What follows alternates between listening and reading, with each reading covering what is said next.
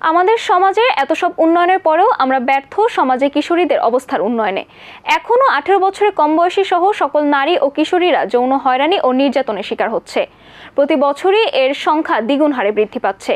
অনেকেই মনে করছেন নারী ও শিশু সহিংসতার বিরুদ্ধে যে আইনি বলয় রয়েছে তার সম্পর্কে অনেকেই এখনও অজানা। আফরিন আক্তারের রিপোর্টে। 18 বছর বয়সী মাহমুদা কর্মস্থলে এক ছেলের বহুবার প্রেমের প্রস্তাব পেয়ে এক পর্যায়ে বাধ্য হয়ে রাজি হয় সে।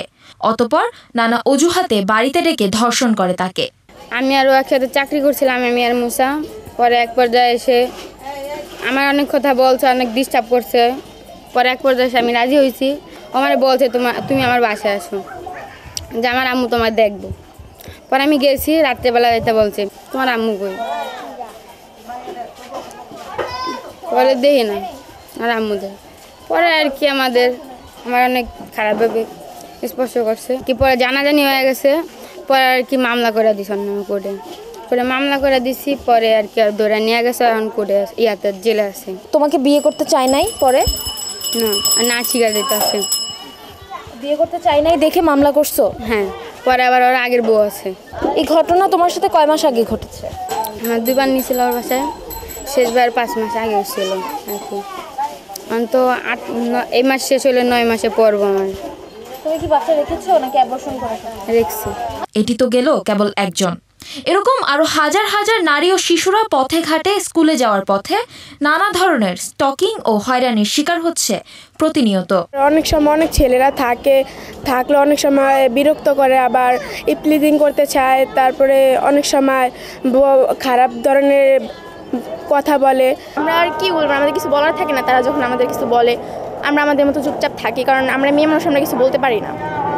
বাবা মাকে জানাও বা শিক্ষক? হ্যাঁ, বাবা মাকে জানাই, আবার অনেক সময় শিক্ষকদের জানাই, বড় যারা আছে সিনিয়র আপু বা ভাইয়া তাদেরকে জানাই। তারা এটা প্রতিবাদ করে অনেক সময়।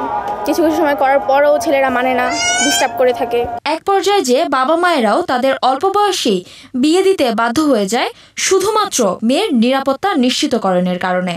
তো মেয়েরে আবরিয়া বলিয়া দেয় তুই আবে ইয়া করিস না, কোনো রাগ দই তুই ইয়া করিস না, আমাদের আইয়া বলবি, আমরা হেরা বাপ মারা বুঝুম, কোনো হয়েছে করবি না ওরে গাড়ি মাইসে খারাপ করব, তা আর কিছু বলে না। বিচার দিলে আরও অত্যাচারই বেশি করে, আর কেউ আছে বিচার দিলে মানিয়ে যায়, আরও বেশি করে ডিস্টার্ব করে মেয়েদের। মানে কমে না, এটা কমে নাই? কমবো কেমনে? তোমার লাগে তো আমি পারতেছি না। আইন প্রশাসন করলেও আরও বেশি করে করে। তো মেয়ে নিয়ে বাড়িতে বিয়ে শাদি, এই বাড়িতে ছেলে মেয়ে দেখে, এই ছেলে দেখে ভালো তো না, তো মেয়ে বিয়ে দিয়ে দিন। 5 পর্যন্ত পড়ানোর পরে যে না গরিব মানুষ এত পড়াইতাম না। 2024 সালের জানুয়ারি থেকে নভেম্বর পর্যন্ত 11 মাসে সারা দেশে 1036 জন কন্যা সহ 2362 জন নারী নির্যাতনের শিকার হয়েছে। তাদের মধ্যে ধর্ষণের শিকার হয়েছেন 505 জন। বিভিন্ন কারণে নৃশংসভাবে হত্যা করা হয়েছে শিশু কন্যা সহ 486 জন নারীকে, যাদের মধ্যে 261 জনই 18 বছরের কম বয়সী শিশু।